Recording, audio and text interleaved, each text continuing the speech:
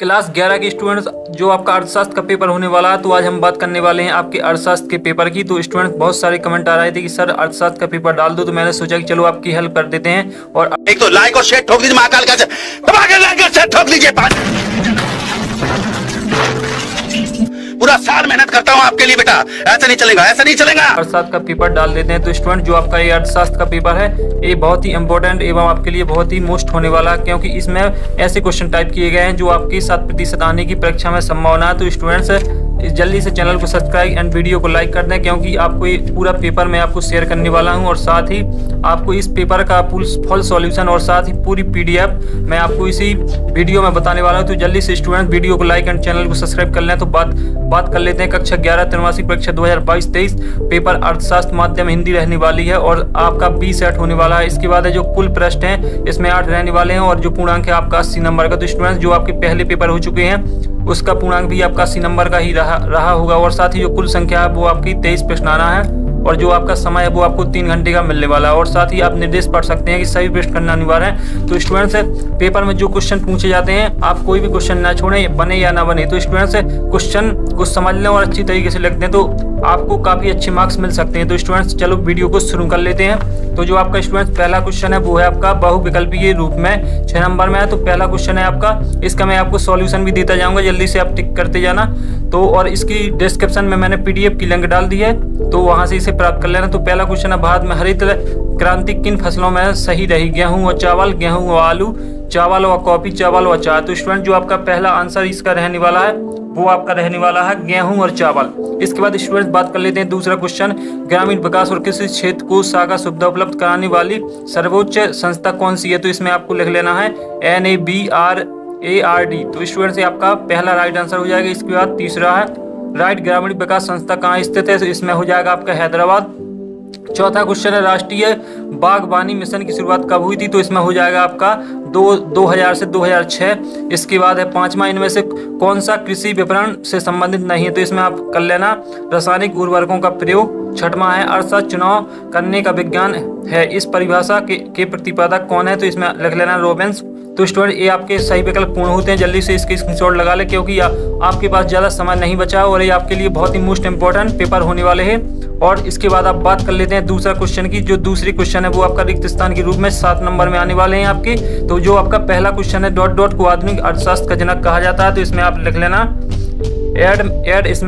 Edmund Smith. इसके बाद students जो आपका दूसरा है, रिजर्व बैंक के सांख्यिकी विश्लेषण विभाग की स्थापना सन डॉट डॉट में की गई? तो इसमें लिख लेना आप 1959। इसके बाद है आपका वास्तविक माध्य के लिए विचलनों का जोड़ डॉट डॉट होता है? तो इसमें लिख लेना 0।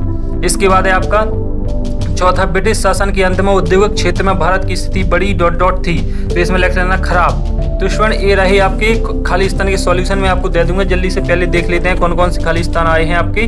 और इसके बाद है जो आपका पांचवा, अल्प बेरोजगार को डॉट डॉट का ही एक भाग कहा जा सकता है? तो इसमें लिख लेना आदर्श बेरोजगारी। पाकिस्तान में सेवा क्षेत्र में समृद्धि डॉट डॉट है? तो इसमें लिख लेना रुक गई। इसके बाद सातवां है, राष्ट्रीय ग्रामीण विकास संस्था डॉट डॉट में स्थित है? तो हैदराबाद में है। तो स्टूडेंट ये रही आपके खाली स्थान के सॉल्यूशन, जल्दी से इसके स्क्रीनशॉट लगा लें ताकि आपको सॉल्यूशन प्राप्त करने में कोई दिक्कत ना हो। तो जल्दी से स्क्रीनशॉट लगाते जाएं, मैं आपको पूरा सॉल्यूशन दे दूंगा इस पेपर का। इसके बाद स्टूडेंट बात कर लेते हैं आपकी जो सही जोड़ी है तीसरे क्वेश्चन में 6 नंबर में है। पहला क्वेश्चन है, पहली सही जोड़ी है आपका अर्थशास्त्र का संबंध मानव कल्याण से। इसके बाद दूसरा, राष्ट्रीय आय की गणना एवं सामाजिक आर्थिक सर्वेक्षण, केंद्रीय प्रवृत्ति की माप, ब्रिटिश शासन के लाभकारी प्रभाव, प्रधानमंत्री ग्रामोदय योजना, चीनी गणराज्य की स्थापना। तो स्टूडेंट इसकी सॉल्यूशन ये रहेंगे। तो आपकी जो पहली सही जोड़ी उसका आंसर रहेगा परिवहन संसाधनों का विकास।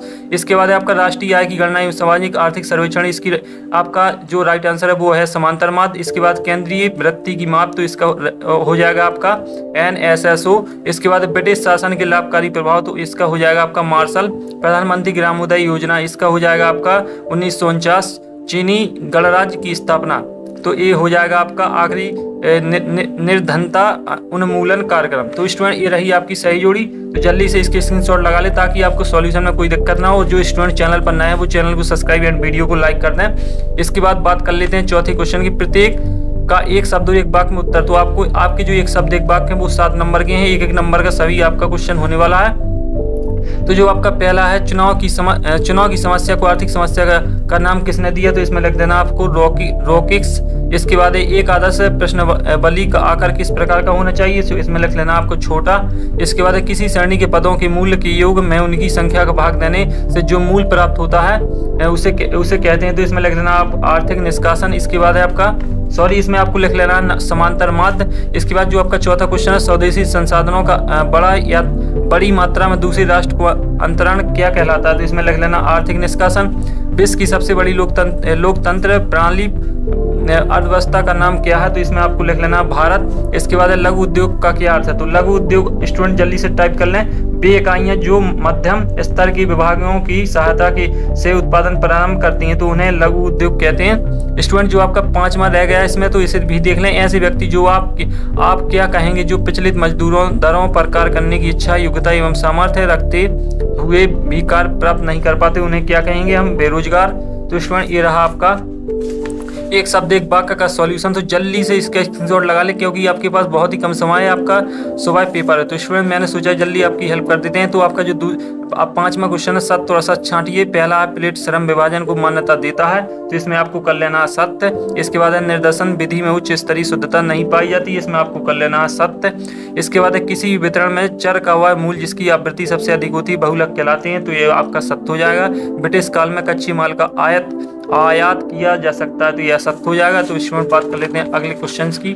तो अगला क्वेश्चन है आपका, भारत में गरीबी रेखा के नीचे रहने वाली जनसंख्या का आकलन केंद्रीय सांख्यिकी संगठन द्वारा किया जाता है, तो ये हो जाएगा आपका असत्य। इसके बाद है आपका 6वां आखिरी सत्य, सर्वाधिक जनसंख्या घनत्व वाला देश कौन सा है, तो आपको लिख लेना इसमें असत्य। अब बात कर लेते हैं स्टूडेंट आपके अति लघु उत्तरीय प्रश्न की, जो आपके अति लघु उत्तरीय प्रश्न का भी मोस्ट इंपोर्टेंट होने वाले, 2 नंबर में सभी होने वाले। तो आपका जो 6वां क्वेश्चन है, एडम स्मिथ को अर्थशास्त्र का जनक क्यों कहा जाता है, इसका अथवा है प्रो रोबिन्स की परिभाषा लिखी, तो स्टूडेंट 2 में से आपको एक कर देना, अथवा का मतलब यही होता है। इसके बाद 7वां द्वितीयक आंकड़ों से के क्या स्रोत हैं, अथवा इसके प्रत्यक्ष व्यक्तिगत अनुसंधान से क्या आशा है। 8वां देख लें, प्राथमिक समक एवं द्वितीय समक में क्या शिक्षा में अंतर है, अथवा इसका प्राथमिक समक के संग्रहण हेतु किन्हीं 2 स्रोतों के नाम लिखिए, 2 नंबर में। और 9 देख लें, केंद्रीय प्रवृत्ति के कोई 3 लाभ लिखिए, अथवा समांतर माध्य के 2 गुण लिखिए। माध्य का किसे कहते हैं, बहुलक का अर्थ बताइए। तो स्टूडेंट बहुत ही सिंपल है, ये आपने 10 में भी क्वेश्चन पढ़े होंगे गणित में। तो इसके बाद है आपका 11वां सापेक्ष गरीबी से क्या आशा है, अथवा भारत में निरपेक्ष निर्धनता का अनुमान लगाने के लिए किस अवधारणा का प्रयोग किया जाता है। 12वां देख लें, भारत में निर्धनता के क्या कारण है। तो स्टूडेंट जल्दी से स्क्रीनशॉट लगा लें क्योंकि आपके पास काफ़ी कम समय है, और डायरेक्टली यदि आप PDF चाहते हैं तो इसका स्क्रीनशॉट लगा लें। एक बार मैं आपको फिर से दिखा देता हूं स्क्रीन पर। बात कर लेते हैं अगले क्वेश्चन की। तो अगला क्वेश्चन जो आपका रहने वाला, बेरोजगार का क्या अर्थ है। 13वां है आपका स्वास्थ्य संकेतों को लिखिए। इसके बाद इसका अथवा देख लें, भारत और पाकिस्तान ने कौन सी नीतियाँ अपनाई थी। चौथा है निजीकरण से क्या आशा है, अथवा आर्थिक सुधारों को समझाइए। 15वां क्वेश्चन है आपका, निजीकरण के पक्ष में 2 तर्क दीजिए। उदारीकरण का क्या आशय है। 16वां देखें, अर्थशास्त्र की धन केंद्रीय परिभाषाओं की मुख्य विशेषता लिखिए, अथवा मार्शल के विचार में अर्थशास्त्र की प्रमुख विषय वस्तु धन होकर धन का प्रयोग है, इस कथन का परिसरण कीजिए। इसके बाद 17 है, 3 नंबर में है। स्टूडेंट अब आपके 3 नंबर में लग चुके हैं क्वेश्चन। 17वां देख लें, एक आदर्श प्रश्नावली में कौन कौन से गुण आवश्यक होते हैं, अथवा प्रत्यक्ष व्यक्ति अनुशासन संसाधन के गुण लिखिए। 18वां समांतर माध्य की गणना हेतु व्यक्तिगत श्रेणी की प्रत्यक्ष विधि का सूत्र लिखिए, अथवा नीचे कुछ विद्यार्थी की दी गई आयु दी गई है, उनकी माध्य का आयु ज्ञात कीजिए। इसके बाद है आपका 19वां, उपभोक्ता कीमत निर्देश एवं थोक कीमत निर्देश में मूलभूत अंतर बताते हुए थोक कीमत निर्देश के प्रमुख उपयोग लिखिए, अथवा निर्देशन की परिभाषा लिखते हुए सरल एवं भारत निर्देशकों की किन्हीं 2 बिंदुओं की में तुलना कीजिए। तो स्टूडेंट ये रहे आपके 3 नंबर के क्वेश्चन। जल्दी से स्क्रीनशॉट लगा ले क्योंकि ये आपके लिए काफी मोस्ट इंपोर्टेंट होने वाला है और एक क्वेश्चन 100% आने की संभावना है। तो स्टूडेंट्स जल्दी से लगा ले स्क्रीनशॉट ताकि आपको मिल सके डायरेक्टली PDF। तो स्टूडेंट बात कर लेते हैं 20 क्वेश्चन की। जो आपका 20वां क्वेश्चन है 4 नंबर में है। निम्नलिखित आंकड़ों की सहायता से 1994 को आधार वर्ष मानकर 2007 का जीवन निर्वाह लागत निर्देशांक ज्ञात कीजिए, अथवा है आपका निम्नलिखित आंकड़ों की सहायता से फिशर के आदर्श निर्देशन की गणना कीजिए। 21 देख लें, राष्ट्रीय निवारण के प्रमुख कार्यक्रमों की आलोचना व्याख्या कीजिए, अथवा निर्धनता क्या है, भारत में निर्धनता दूर करने के उपाय बताइए। 22 देख लें, भारत में कृषि उत्पादकता कम होने के प्रमुख कारण क्या है, अथवा इसका भारतीय कृषि के प्रमुख विशेषताओं की विवेचना कीजिए। एंड क्वेश्चन रहने वाला है इस पेपर का, चीन, पाकिस्तान और भारत के मुख्य जानकी सांख्यिकीय संकेतों को उल्लेख कीजिए। इसका अथवा कुछ विशेष मानव विकास संकेत के संदर्भ में भारत, चीन और पाकिस्तान के बीच विकास की तुलना कीजिए और उसका विस्मय बताइए। तो स्टूडेंट ये रहा आपका पूरा पेपर जो मैंने आपको शेयर कर दिया है। और यदि स्टूडेंट इस पेपर के पूरे PDF और पूरी सॉल्यूशन चाहते हैं तो पहले चैनल को आप जल्दी से सब्सक्राइब कर लें और वीडियो को लाइक कर दें। मैंने टेलीग्राम की लिंक डिस्क्रिप्शन में डाल दी है, वहाँ उसे ज्वाइन कर लेना। आपको सॉल्यूशन PDF सभी मिल जाएगी, टेंशन लेने की कोई ज़रूरत नहीं है। तो अगले वीडियो में फिर मिलते हैं, तब तक के लिए आप सभी को जय हिंद।